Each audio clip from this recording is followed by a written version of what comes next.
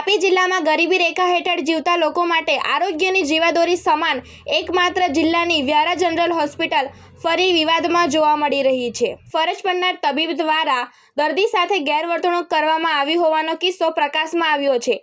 કાળા વ્યારાના એક વ્યક્તિને આંખમાં ઈજા પહોંચતા રાત્રિના સમયે તેને વ્યારા જનરલ હોસ્પિટલ ખાતે લઈ જવામાં આવ્યો હતો, પરંતુ ફરજ પરના ડૉક્ટર દ્વારા ગેરવર્તણૂક કરવામાં આવી હતી અને દર્દીને પ્રાથમિક સારવાર પણ આપવામાં આવી નહોતી, તેમજ સુરત રિફર કરી દેવામાં આવ્યા હતા। સાહેબ જોઈ રહ્યો છે, આ ભાઈને આંખમાં વાગ્યું છે, તો સેવા આપવાને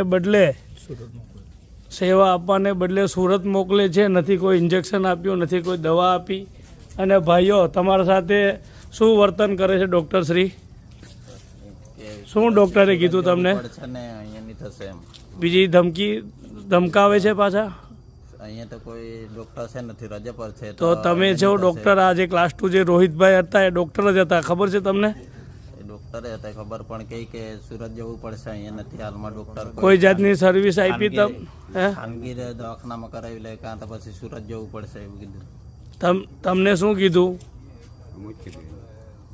કોઈ જાતની દવા દારૂ કઈ આપ્યું તમને? શું કહે છે?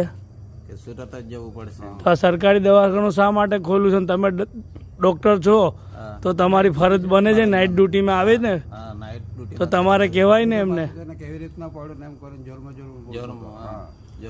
કેવું વર્તન? ગેરવર્તન કરતો હતો? ગેરવર્તન કરે છે, બરાબર। સાહેબ જોઈ લો તમે, આટલા બધા આપણા સ્થાનિક તાપી જિલ્લાના અને કણજા ગામના છો ને, કાળા વ્યારાના છે સાહેબ।